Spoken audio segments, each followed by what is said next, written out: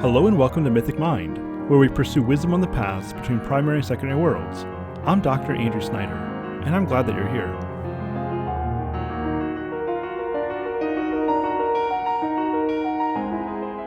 Hey there, and welcome back as we continue through our series on Life, Death, and Meaning with Beowulf and Boethius, which is the second independent course that I ran back in 2024. Today we'll be taking a look at the text of Beowulf, going up through the death of Grendel. But before we get to that, I want to let you know that I have an official start date for the Mythic Mind Silmarillion course, which is coming up starting the week of February 15th. And that's going to run for 8 weeks as we work through the entirety of the Silmarillion together, with a couple weeks of a break in there around Easter time. But the course itself is going to be 8 weeks, work through the entire Silmarillion. We'll be reading it together. Every week I'll post an asynchronous video on that section of reading for you to watch whenever you want to. That'll be really just a companion piece, something like a guide, explore some particular topic, just kind of go over the course of reading, just kind of give you that, give you a reading companion. And then every Thursday at 9 p.m. Eastern, we'll be meeting together via Zoom in order to talk about the reading. And that's always a really good time in these courses. I look forward to doing that. And also we'll have some ongoing Discord chats along the way for quotes we want to throw in there, just kind of ongoing conversation we want to have. Always enjoy those Discord conversations. And so if you would like to participate, all you need to do is to become a Tier 3 patron. I've lowered the bar quite a bit since when I first started leading these courses.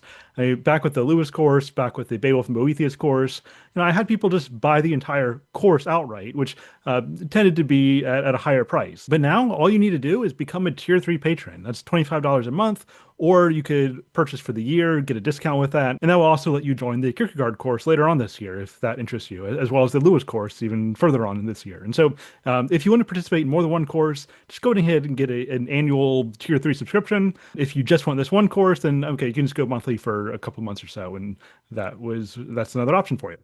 All right.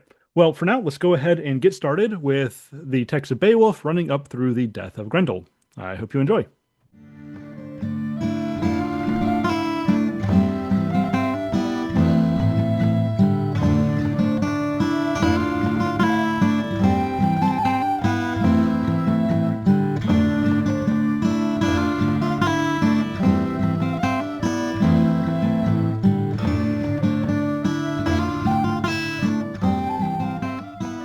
Hello and welcome back as we really get going with the first section of Beowulf, which will take us right up to the death of Grendel. Now, you may be wondering why I didn't have you go a little bit further to finish out the celebration that follows the death of Grendel, and that would be pretty natural to do that. However, I want to save the reference to Sigmund for next time, so that's why I cut that a little bit short. But now let's go ahead and get rolling. Now, the story begins off with a prologue about the dynasty of the Shieldings, starting with the legendary Shield Sheafson, who is a legendary figure in Germanic lore, and so we need to talk about him for just a bit. First, he is a foundling, and so he's not born in Denmark, but he shows up as a child in a boat sent from who knows where, from who knows what powers. But there's certainly some powers at work, and think capitalized powers, something divine at play here. We see that there's a divine destiny placed upon this child. Or at least that's how it's framed, and that's how we should understand this as the readers, as the hearers of this tale. And his name is significant. As Eleanor Parker points out in The Winters in the World, shield is obviously where we get our word shield, and so he's a protector. Also, that shaving, it's where we get the word sheaf, like a sheaf of wheat. And so, as Parker points out, in his name, we see some of the most important qualities of a good king, in that he protects and he provides for his people. Now, principally, how did he do this? Well, by smashing the meat halls of his enemies, by growing his retinue, and by receiving tribute, which he would then share with his people, those who are loyal to him. And so, from the beginning, we are entering into a rough world that requires strength to survive. Virtue in this context is not about just being a nice person, but virtue, and even if we get to the Latin roots of that word virtue, we get vir, which means man. And so to be virtuous is to be a good man. And in this context, the idea of a good man is somebody who is strong, somebody who defeats his enemies, and someone who provides for his people. And that is exactly what Shield does. Parker goes on to say that Shield was clearly a mighty ancestor and a name to conjure with, and the mystery of his origins and his fate suggests that he was perceived as something more than human. A semi-divine royal progenitor, he's almost an embodiment of the harvest itself. He comes out of nowhere, driven or summoned by some unknown force, and he brings great prosperity. But when his days reach their end, he vanishes, and no one knows where. And so he is himself a kind of miracle, a kind of incarnate instantiation of the glories of nature. And so there's this divine, miraculous element about him. And Tolkien says that he was a blending of the vague and fictitious warlike glory of the eponymous ancestry of the conquering shielding house, with the more mysterious, far older, and more poetical myth of the mysterious arrival of the babe, the corn god or the culture hero, hid descendant, at the beginning of a people's history, and adding to it a mysterious Arthurian departure back into the unknown, enriched by traditions of ship burials in the not very remote heathen past, to make a magnificent and suggestive exordium and background to his tale. And so he is kind of an Arthurian figure in that, okay, maybe he had some roots in history, but it's all wrapped up in legend, it's all wrapped up in myth that we don't really know for sure, but he is this legendary figure. Tom Shippey says that the story of his mysterious arrival and departure links him to various fertility deities in Germanic and Indo-European traditions, who were believed to arrive miraculously, bring prosperity to their worshippers, and then depart. And so it's very likely that the Shield that we get in this story, who is himself a human, that when you're looking at the progression of the shielding myth, it's very likely that at some point he was conceived of as a god, but now our Christian poet is giving us a man. But there's still this air of divinity about him, and certainly about his destiny. Now, when Shield dies, he's placed in a boat along with great treasures, and he's sent back to who knows where. The idea is he's being sent with tribute back to the gods, back to the powers, the place that originally sent him. And so there is this sense of gratitude. On one hand, the shieldings, or the people who had gathered around this great leader, they are in lamentation, but not in bitterness. These are people who have a sense of gratitude for the great life that they have been given. And I think that this is so important. Death is not something that any of us really like to think about. And in fact, it's something that most of us probably actively try to avoid thinking about. But that's not something that these people were really capable of doing, because death awaited them at every turn. Whether we're talking about the death of a cold winter, we're talking about death from predation, from wild animals, death from the raids from your neighbors, death from your own raids on your neighbors. Any number of things could cut your life short in an instant. Death was all around them, and so they couldn't help but to face it.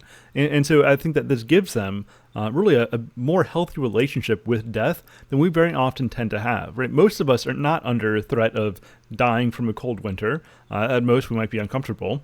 Most of us are not under threat of death from wild animals or from being raided. I mean, maybe if you live in a particularly bad neighborhood, but I mean, for most of us, death is not as much of a present reality as it was for these early Germanic peoples. And so I think that helped them to have a sense of gratitude for life rather than simply a fear of death. Whereas I think that sometimes we fear death so much because we are able to convince ourselves that we are protected from it, which in turn doesn't allow us to see life with the precious, fragile value that it has. Well, Tolkien tells us, Shield went back to some mysterious land whence he had come.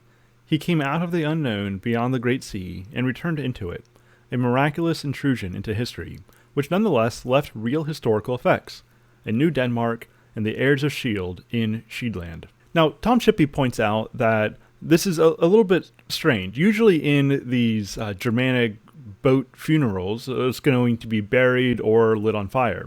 And so Tom Shippey goes on to say that presumably this deviation from the norm was necessitated by Shield's status as one of these mythical figures who must possess a mysterious departure as well as a mysterious arrival. And that just feeds right into some of the things that I've already been saying about Shield. Now, I think that Tolkien says something really significant here about this scene. He says that in the last lines, men can give no certain account of the havens where that ship was unladed. We catch an echo of the mood of pagan times, in which ship burial was practiced. a mood in which what we should call the ritual of a departure over the sea whose further shore was unknown, and an actual belief in a magical land or other world located over the sea, can hardly be distinguished. And for neither of these elements or motives is conscious symbolism, or real belief, a true description. It was filled with doubt and darkness. And so these are people who don't really have a very clear understanding of what lies on the borders of perception, right? They know this immediate world that they inhabit. They know their daily tasks. They know their duties to their Lord, to their people. But what they don't really know is exactly what happens on the other side of the Great Sea. They don't know what's on the periphery. They are in a kind of pagan darkness, a kind of mystery. And that makes me think of the description that St. Bede, the 7th century abbot, gave us of the conversion of Edwin, king of Northumbria, who was considering at this time converting to Christianity following marriage to his Christian wife, Aethelburh of Kent. And so let's take a look at that. And so Bede here is giving us the alleged speech of one of Edwin's counselors when Edwin is considering his conversion to Christianity.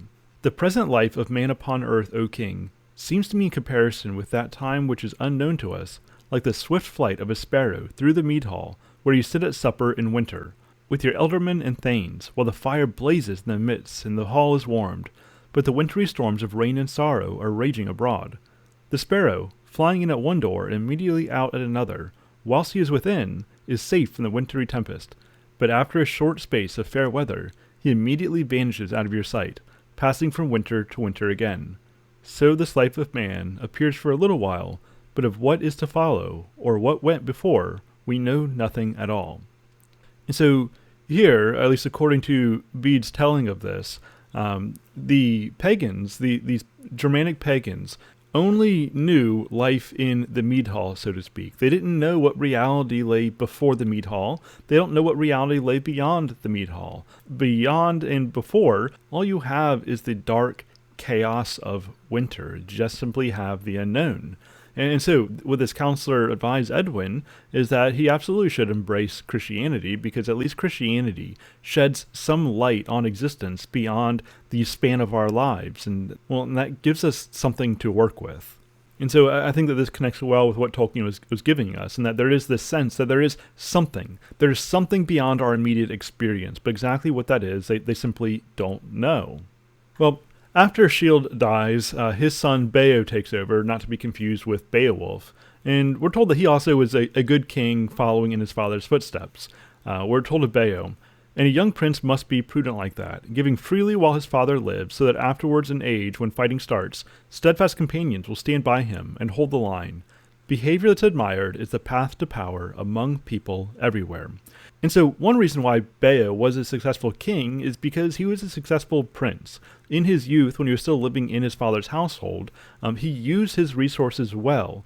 He was valiant in deeds himself, and he was liberal with the resources that he had, and garnering loyalties when he was young, so that when he was older and when he took over the throne, he had people already who were loyal to him, people who would serve him, people who would fight for him, people who would protect him. And I think that this really speaks to the importance of having the right people in your life, and the way that we get the right people in our life is by being the right people ourselves. Nobility tends to attract nobility. Generosity tends to attract generosity. Virtue tends to attract virtue.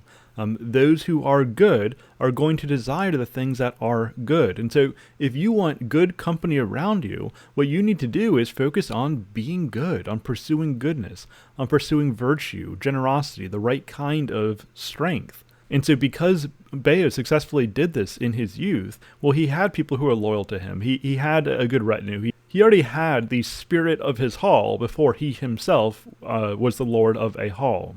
And we're told that behavior that's admired is the path to power among people everywhere. And I think that is just a great quote. That if you want to have significance, then be somebody of significance. Do things that good people will admire. And I think that's a pretty good path to power. And so I think that's a pretty good takeaway from that.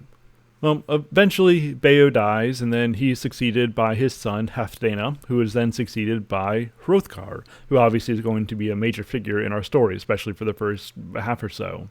And Hrothgar, like those before him, he is a good king, he is generous, he is mighty in battle, and he builds out his retinue, and so he is a force to be reckoned with. And he establishes the great mead hall of Heorot. And let's talk a little bit about mead halls. Now, we already looked at this reference from Bede, in which the mead hall is really seen or symbolizes life itself. This is life amidst a harsh and cold and chaotic winter. Eleanor Parker goes on to say that in Anglo-Saxon poetry, the mead hall is often used as a microcosm of human society, a symbol of fellowship and community. We see this, for instance, in Beowulf, where the hero's first battle is to defend the royal hall of the Danes from nighttime attack by the monster Grendel. An assault on the hall represents a terrible threat to the peace and security of the king and his people. In that poem, the hall is not just a place of feasting, but also where the king sits in council with his advisors and receives his guests, a seat of government and royal authority. And so this is where the king holds council with his lords, with his thanes, and it's where there is festivity and warmth after a great victory. It's where the king would distribute spoils to men of virtue and victory. And the role of rings is particularly important here, as the king gives rings, these objects of wealth and symbols of prestige, to his lords as rewards for their good deeds, but also, and this is really important, to maintain their ongoing loyalty.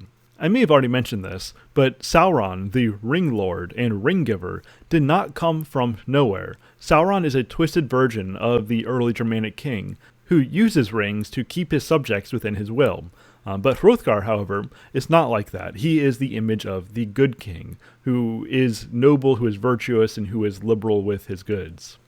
Parker goes on to say that we've seen how for Anglo-Saxon writers, the hall can stand for all that's good about human society, representing community and a beacon of warmth and companionship amid the vast darkness of winter. And I think that this gives us good time to talk a little bit about the Northern mythos. And I think I mentioned this in the previous video, but it's worth emphasizing again because it's so important, that in the Northern pagan mythos, we have this idea that in the end the good guys are going to lose, that in the end the monsters are going to defeat the gods are going to die. And so what that means is that if we choose the side of the gods, we choose the side of the good, those who are on the side of humanity, at least for the most part, well, it's going to be a tragic kind of heroism. We're going to have our backs against the wall, and eventually we are going to fall. And this gives us Tolkien's idea of the long defeat, that yes, we may have victories here and there, and we may be able to hold back the tide of darkness for a time, but eventually the winter is going to consume everything, and all of the mead halls, the great fires, will be extinguished. However, as long as there is fire to be defended, well, we have an obligation to defend it. As long as there is light and warmth and human good to be defended, well, we have an obligation, the hero's duty to defend it. Winter may be coming, but there is still, right now, goodness in this world, and it is worth fighting for. Folk in those stories had lots of chances of turning back, only they didn't. They kept going because they were holding on to something. What are we holding on to, Sam?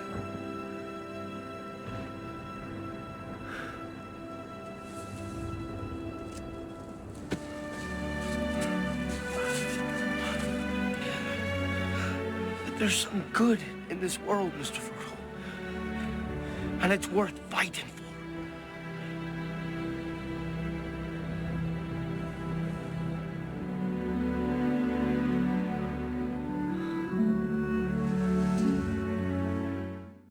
And Tolkien has this great line in The Monster and the Critics, and when he says, "As in a little circle of light about their halls, men with courage as their stay went forward to that battle with a hostile world and the offspring of the dark, which ends for all, even kings and champions, in defeat." And so it's tragic, but it also gives us a pretty unique, and I think a pretty powerful brand of heroism, where we say it doesn't matter what the consequences are. It doesn't matter how this turns out. I am going to stand and fight against evil because that is the right thing to do. And we see examples of this throughout, obviously throughout Beowulf, right? Beowulf himself is somebody who is very much okay with death, again and again in the story. He says this before all of his major fights, that I'm going to stand and fight for good, I am going to fight against evil, fight against the shadows, full well recognizing that I very well may die. I don't know how this is going to turn out, but consequences do not determine my actions. The good determines my actions. Present need determines my actions. It's up to God to determine the consequences, but it is up to me to take the right action. And we see this throughout Tolkien's writings. We see this throughout Lewis's writings. I think of in The Silver Chair, when King Rilian says things like, whether we live or die, Aslan will be our good lord.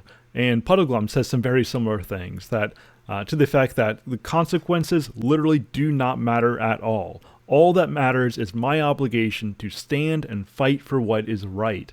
And I think that there is a great deal of power there, a great deal of strength there, that the Northern mythos has handed over to us, if only we would pick it up and take it.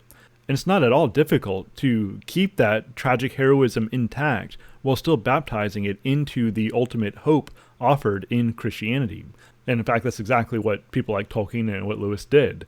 That they'll take the long defeat idea that things are going to increasingly wear down, that we don't have a lot of hope for earthly good, for the progress of history, but that things are going to keep getting worse and worse overall in the long run of things.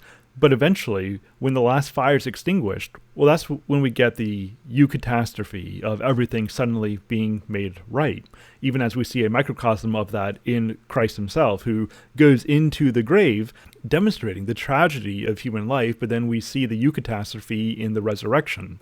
Well, Tolkien tells us that that's exactly what we can expect on the cosmic scale of history, that the death and resurrection of Christ is but a instantiation of what's happening on a larger cosmic scale. And so death provides us with this sense of futility regarding earthly goods. We also have hope that in the end, it's actually not even despite that tragedy, but through that tragedy, we can have an ultimate hope. And so I think there's something very beautiful about this, something very good about this. And so back to the story, we've built this great mead hall, Herod. Everything's going really well for a time, but of course that's when things start to suddenly not go so well. Because now we get Grendel. And it is written, then a powerful demon, a prowler through the dark, nursed a hard grievance. It harrowed him to hear the din of the loud banquet every day in the hall, the harp being struck and the clear song of a skilled poet, telling us with mastery of man's beginnings, how the Almighty had made the earth a gleaming plain girdled with waters. In his splendor he set the sun and moon to be the earth's lamplight, lanterns for men, and filled the broad lap of the world with branches and leaves, and quickened life in every other thing that moved. And so Grendel is, well, he's kind of annoyed. He's really upset. He has a hard grievance about the people of Herod, about Hrothgar's men. Now, what is his grievance? Well, apparently they've been very loud and very festive in celebration of this world that has been designed specifically for the habitation of men. Now, why would that upset Grendel so much? Well, let's talk a little bit about what Grendel is. Now, we're told that he is a descendant of Cain, along with a whole host of different monsters, and he's identified with giants who warred with God, and so, okay, what does all that mean? Well, Cain was the first kinslayer. He killed his brother, and this is a big deal. I mean, it would be a big deal for us today, but it's particularly a big deal in this Germanic culture, this idea of kinslaying. Remember, one of the best things that a hero can do is to protect his people. And so to kill your own brother is a very, very big deal. And so Cain severed the most basic of human relations, that of immediate kin. And in so doing, he really severed himself from humanity. God cursed him with exile, but in many ways, that's exactly what Cain had already cursed himself with exile. He separated himself from the most basic ties to human society. And so in so doing, perhaps he himself became something subhuman. If nothing else, we are told very clearly that he became the progenitor of things that were subhuman. Counterfeit human is probably even a better way of saying that. And in fact, when it connects him to the gigantus, well, that's a loanword from Latin, which we find in Genesis 6:4 in describing the Nephilim, describing the giants. And so the story of Cain is wrapped up in this Nephilim story, which I guess if you're not familiar, I should mention that in Genesis 6:4, we get this kind of strange verse where we're told that the sons of God looked on the daughters of men and saw that they were beautiful. And so they took wives from among them, and then they gave birth to heroes of old, men of renown. And these, of course, were giants. Now, this takes us a little bit beyond Beowulf, but there are some different ways that people interpret Genesis 6:4. Now, naturally, sons of God, I mean, that usually refers to angels, and in fact, every other time in the Old Testament where that phrase sons of God is used, it refers to angels very clearly. But some people look at this and say that, no, that's too weird, and so maybe sons of God are, the children of the godly line of Seth, and so they try to work that out. But as much as we might want to find something that seems more reasonable by our modern standards, I don't see any way to really get around the idea here that sons of God refers to angels. It very much reads like fallen angels impregnated human women and gave birth to giants. As strange as that sounds, I think that is where a plain reading of the text will give us, and that's what we see worked out more in the pseudepigraphal book of the Book of Enoch. And the Anglo-Saxons naturally latched onto this idea because it fit fairly well within their mythos. And so it's not difficult for them to take Grendel and really just lump in all these various ideas of an ogre, of a giant, of a Nephilim, of a demon. All of these things get wrapped together as we get Scandinavian lore brought into the context of biblical Christianity. And so what we get here is an ogre of sorts, a troll of sorts, a demon of sorts, a Nephilim of sorts. All these ideas are thrown together into the one person of Grendel. So Grendel is a counterfeit human. He is kind of a humanoid, but he is not human. And for that reason, he hates humanity. He hates humanity, and he hates this world that he simply doesn't have a place in, because he really doesn't belong in the world. He doesn't belong anywhere.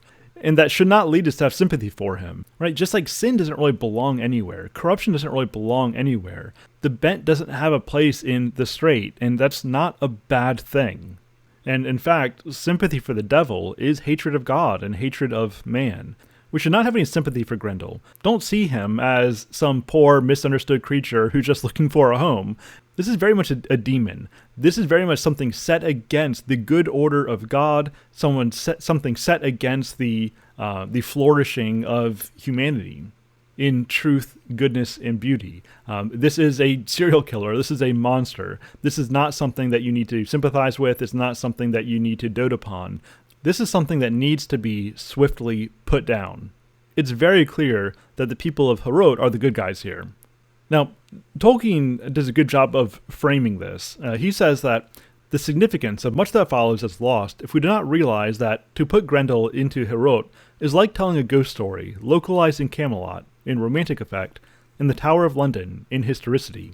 And man, it's just such a shame that we have not yet had a really good movie based off Beowulf, where we get this ghost story set in Camelot with an air of historicity about it. I think that is just the profound context for a really good visual story. But let's go ahead and keep going. Tom Shippey says of Grendel that Grendel is both the ogre of folklore and the demon of hagiography. This genealogy connects Grendel to miscellaneous supernatural beings, giants, zombies, and even elves, who are not considered malevolent in Scandinavian tradition, as well as to the biblical giants, who contended with God and were wiped out in the flood. The genealogy thus lends an element of cosmic significance to the poem's narrative, as it makes the hero's combat against Grendel part of a great feud between God and his adversaries.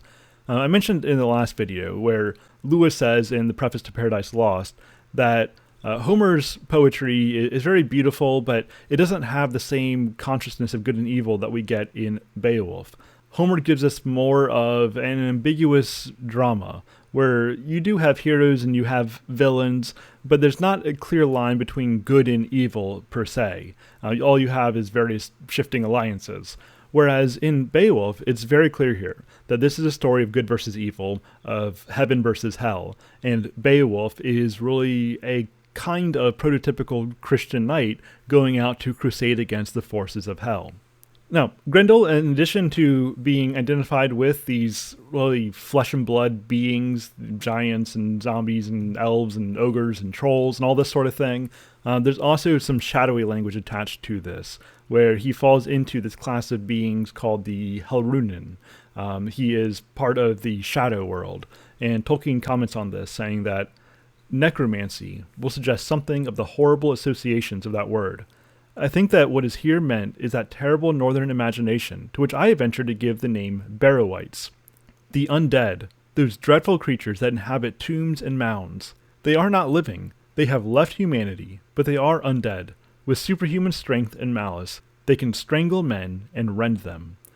And I think that this further just drives in the character of Grendel, that this is something that needs to be extinguished. Tolkien goes on to say that, "Truly it is said that men know not whither Helrunen go in their courses. Darkness goes with them. Their secret malicious purposes are unfathomable, except that they are perilous, and hostile to men beyond the hope of peace. Where do the weird sisters dwell, and by what strange devices did their paths cross Macbeth to his undoing?" And so we do get this line in this book, that men know not whither Helrunen go in their course. And that's drawing on Tolkien's translation, of course. But this idea that we can't really understand the mind of the Helrunen. We can't understand the mind of something like Grendel, because they are evil. And to be evil is to go against reason, because reason is good. In City of God, when Augustine is trying to deal with the question of how did evil originate, we could say of Adam and Eve that, okay, Satan showed up and he provided this external temptation. But what about the fall of the angels? What about the fall of Lucifer? And to that point, Augustine says that we really can't give an answer, because sin is a movement away from God, and reason originates with God. Reason is godly. Reason is a good and orderly thing. And to engage in sin, to engage in evil, is to move away from reason, so a movement away from rationality. And so because sin is irrational, we can't hope, at least within the context of our minds, to give a rational account of it, because it is irrational. And so too, the good cannot give a rational account for evil itself. Now, obviously, evil might have some rationality to it, because very often, and probably in every case, evil has some good aim in mind. It's just decontextualized from the good, and so they'll take some lesser good and elevate it up to the higher good. And so, for example, maybe Grendel is pursuing a kind of justice in his mind, but his whole context for what justice is all twisted and messed up. And it is that twisting, that perversion itself, that is irrational. And so we can never rationally comprehend evil itself, even if we might be able to detect the good that is hidden within evil. And all that to say, Grendel is really ontologically evil. In his very being, he doesn't belong. He's not part of the good world designed by God. We don't want to reason with him. We can't reason with him. We can't parley with him. We can't bargain with him. He simply needs to be driven out.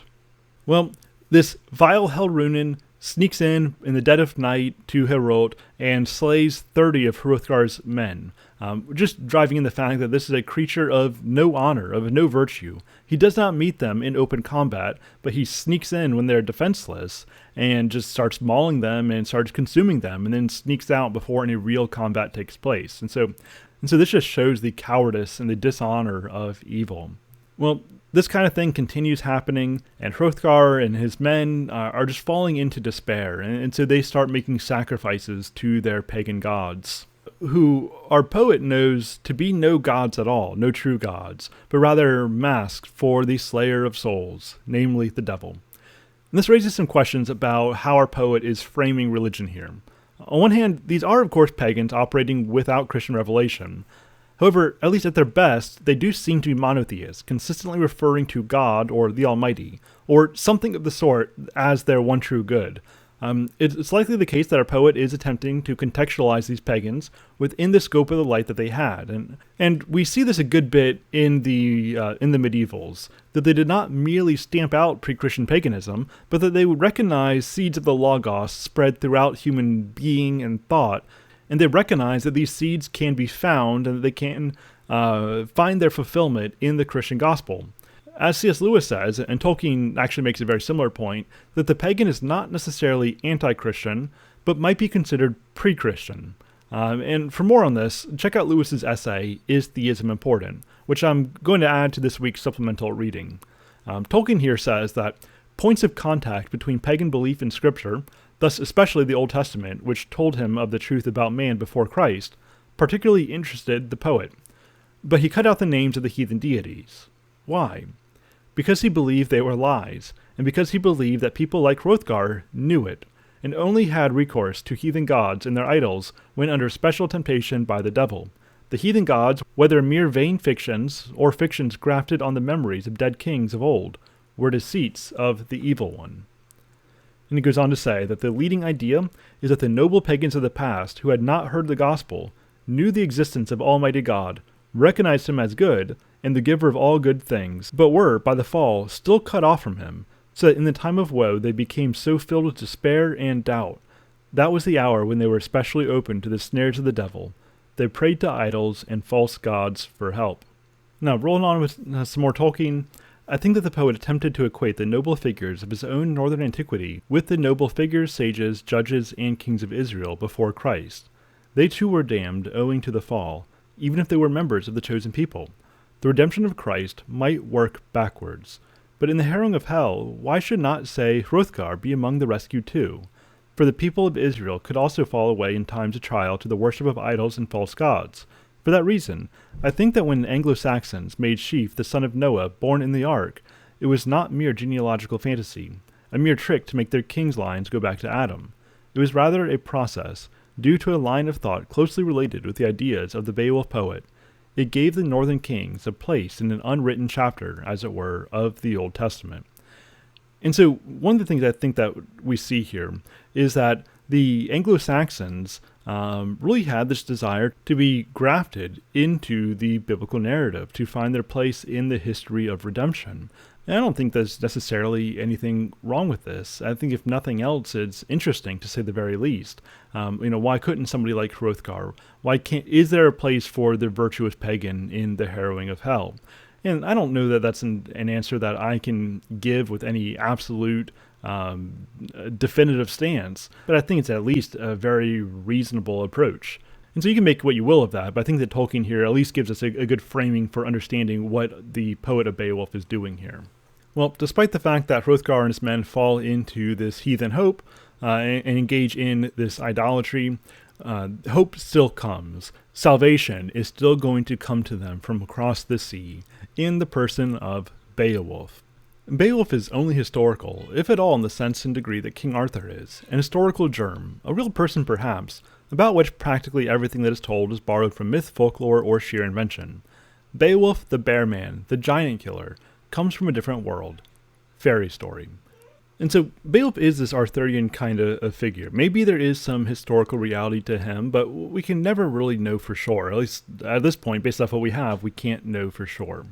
But if we think of him as a hero from Faerie, well, that then gives him a kind of universal significance, because Faerie is sort of this timeless reality that's always present with us, always on the borders of being, always something that could break in, something that could be. And so to that sense, Beowulf himself is sort of this timeless figure. Just as there is this hope that Arthur will one day return and set England right. And man, if we don't need that now. So too, perhaps Beowulf can return again and again and again when we need him the most. And I think that it's important to consider some of the language that we're given. As Beowulf of the Geats, he hears tell of this danger, of this haunting of Denmark, haunting of Hrothgar's halls. And so he and his men jump in a ship and they sail across the sea. And we get a lot of illuminated language, or rather language of illumination. We're told that the sea is shining as they are cutting through with great speed. And we really see that they are piercing the darkness. We're told that their armor and their weapons are glinting. And so Beowulf here is quite literally a light that is piercing the darkness of despair that has fallen over the hall of Hrothgar. In fact, a lot of this sequence reminds me of Theoden in his hall, darkened by the despairing words of Wormtongue operating in the place of Saruman, and everything is dark, everything's given over to depression, everything's given over to despair, to hopelessness. And then Gandalf shows up and throws off his cloak, and his bright light pierces the darkness and reinvigorates Theoden to take up his sword and to play his role. Well, something very similar happens here. As Beowulf and his men have this brilliant light shining upon them, they enter into the darkened, haunted lanes of Denmark, they enter into the haunted hall of Hrothgar, and Beowulf himself is able to reinvigorate Hrothgar. He's able to be a light in the darkness. He's going to dispel the shadow and bring in the light of hope and goodness and valor. Oh, and just as a quick side note, this is not necessarily a particularly profound point, but I just think it's interesting.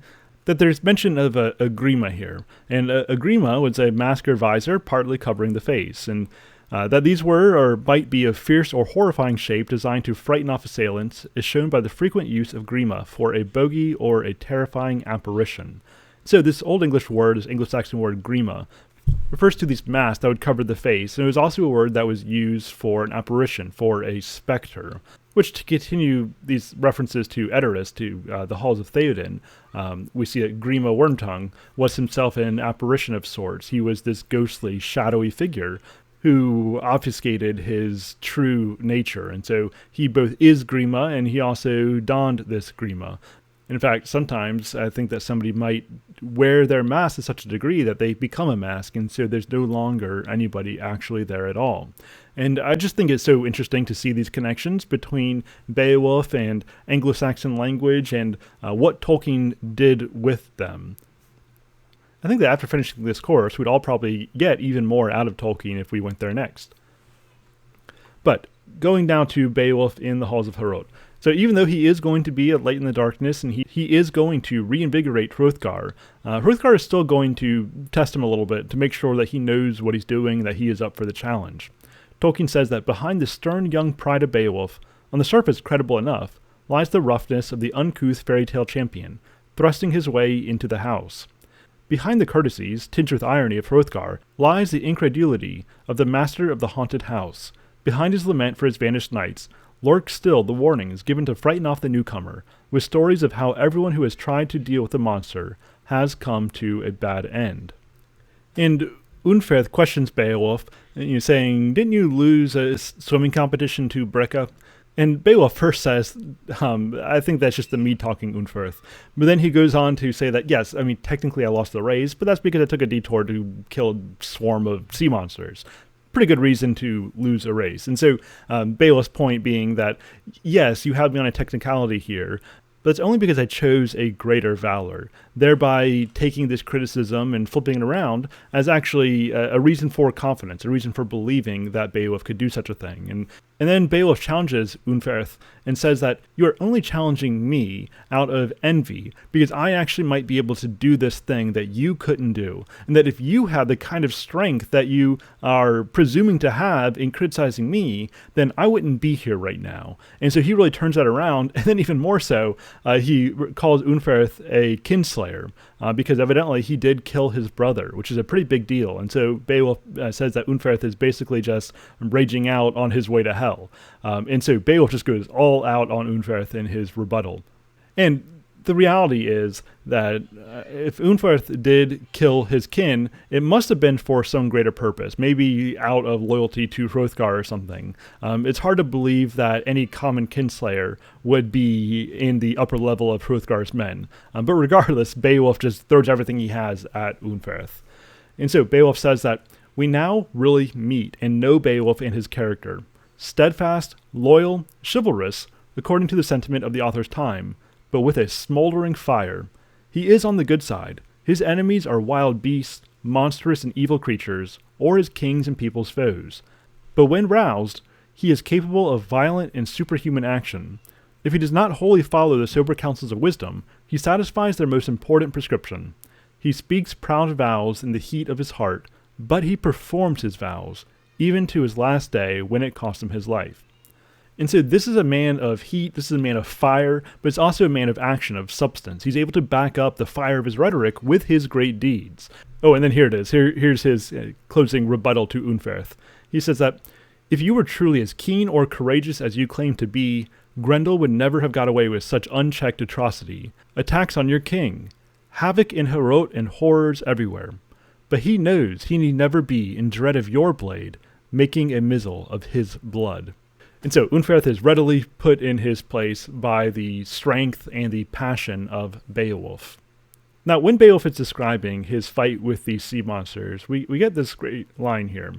We're told that coming up out of the waters, light came from the east, God's beacon bright. The waves were lulled so that I could descry the headlands out to the sea and windy cliffs. Fate oft saveth a man, not doomed to die, when his valor fails not.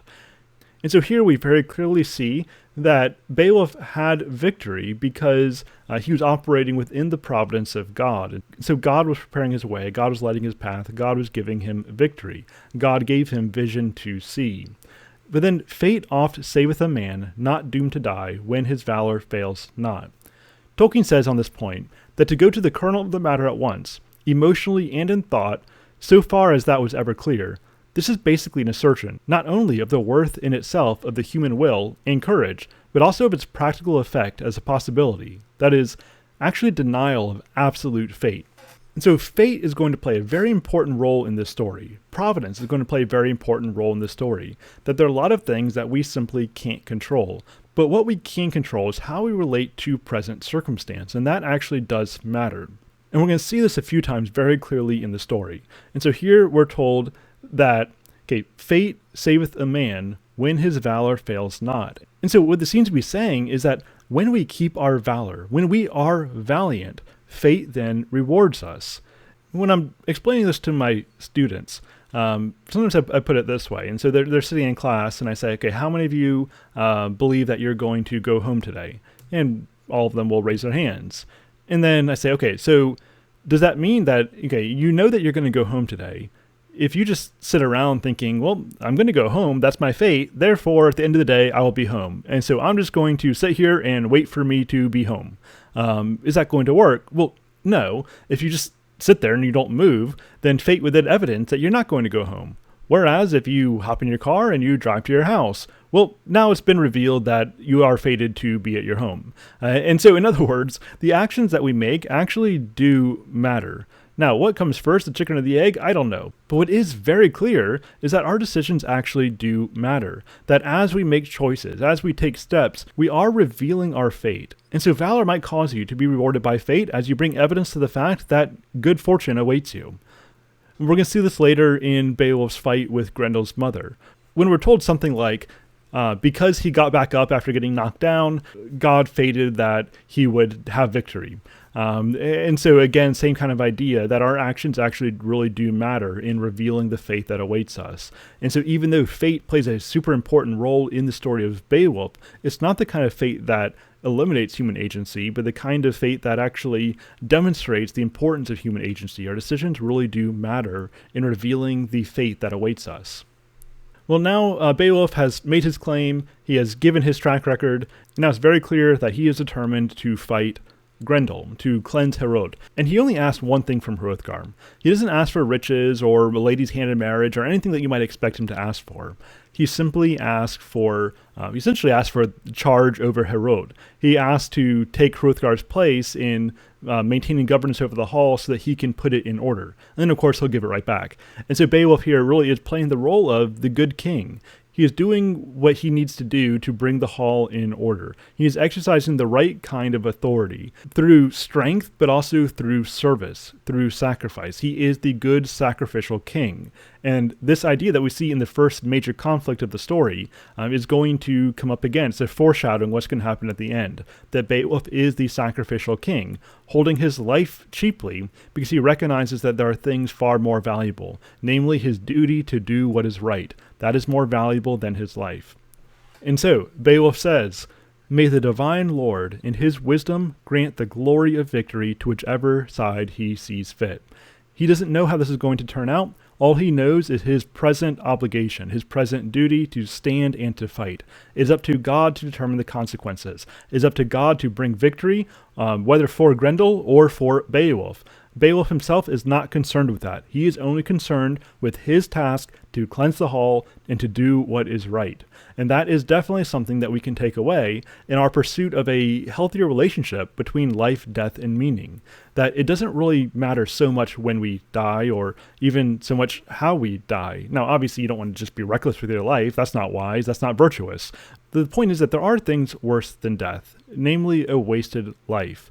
And so what we need to do, and obviously this doesn't just relate to big questions or big crises of literal life and death, but also just on the day-to-day, we need to not be overly caught up in the anxiety of what might happen. That's not for us to determine. What is for us to determine is what is going to happen in our present moment. How are we relating ourselves to present circumstance? What definitive actions are we taking right now to shape the future to the extent that we're able to, recognizing that we are never ourselves going to determine the future? And this is, I just think, is a great way to cut through all of our, or at least so many of our anxieties. Don't be concerned with consequences. Don't be concerned with what might happen. Focus all of your energy in doing the good that is before you in the present moment to do. And the Divine Lord, in his wisdom, will grant the glory of victory to whichever side he sees fit.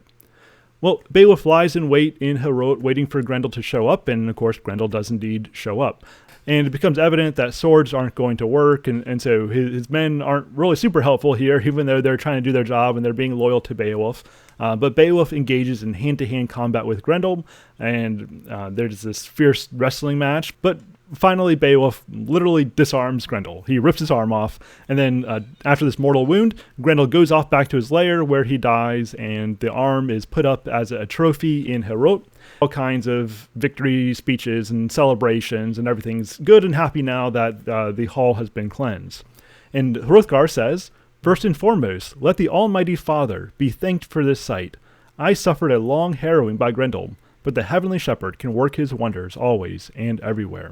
So just as Beowulf did ahead of time, now Hrothgar recognizes that it wasn't even Beowulf who cleansed his hall. Ultimately, it is God who ordained that this cleansing, that this victory would take place through the hands of Beowulf. To reference Paralandra, "Be content, small one, in your smallness. He lays no merit on you. Receive and be glad." Now, as we wrap up, I want to read to you a poem from Tolkien called The Lay of Beowulf, Beowulf and Grendel. Grendel came forth in the dead of night, the moon in his eyes shone glassy bright, as over the moors he strode in might, until he came to Heorot. Darkly the dale the window shone, by the hall he lurked and listened long, and he cursed their laughter and cursed their song, and the twanging harps of Heorot.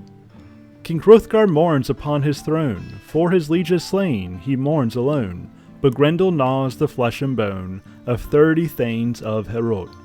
A ship there sails like winged swan, and the foam in white of the waters wan, and one there stands with bright helm on, that the winds have brought to Heorot. On his pillow soft there Beowulf slept, and Grendel the cruel to the dark hall crept. The door sprang back, and in he leapt, and grasped the guards of Heorot. As bear aroused from his mountain lair, Beowulf wrestled with Grendel there, and his arm and claw away did tear, and his black blood spilled in Heorot. "O edge thou son," he then dying said, "forbear to hew my vanquished head, or hard and stony be thy deathbed, and a red fate fall on Heorot. Then hard and stony must be the bed, where the last I lay me dead." And Beowulf hewed the demon's head, and hung it high in Heorot.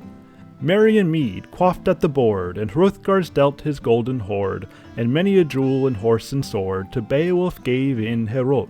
The moon gleamed in through the windows wan, as Beowulf drank he looked thereon, and a light in the demon's eyes there shone, amid the blaze of Heorot.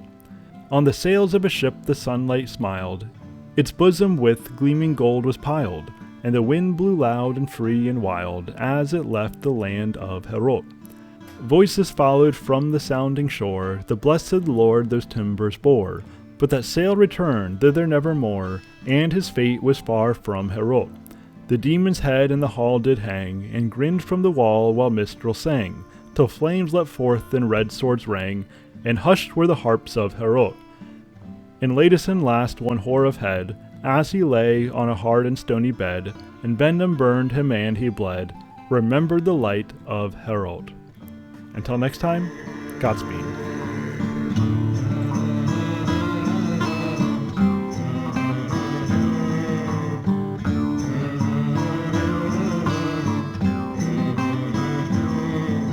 Alright, well, I hope that you appreciated that, and if you do, make sure that you are subscribed to Mythic Mind Podcast. make sure that you are subscribed to my YouTube channel. That way you can catch the video. Because, I mean, all these videos have a visual component to them that's not essential, but it might amplify the presentation a bit. And so, when you get the chance, you're at your computer, watch the video, but if you're on the go, then by all means, continue listening to the podcast. As a quick reminder, we do have our Silmarillion course coming up, and so if you want to participate in that, then make sure that you are a Tier 3 patron over at Mythic Mind. And any level of support is helpful, whether you become Tier 1, Tier 2, or Tier 3, any bit's helpful. I love to get more participation, and so whether you want to be a silent supporter, that's fine too, but also if you want to get more engaged, you want to have some good chats, you want to talk about good literature, good ideas, you want to join us on the games podcast or the movies podcast, then that is an option for you. You can join those chats by becoming a patron at any level. Also, any level of patronage gives you all 3 of our Mythic Mind podcasts, this one, the games, and movies and shows. All that gets put together into one patron feed that you get early and ad-free. And so if you're listening on the podcast, ads are kind of annoying to you. There's a way to get around that. All right, well, that is it for now. Before we go, I do want to thank all my current Tier 3 patrons by name. So let me pull that up here.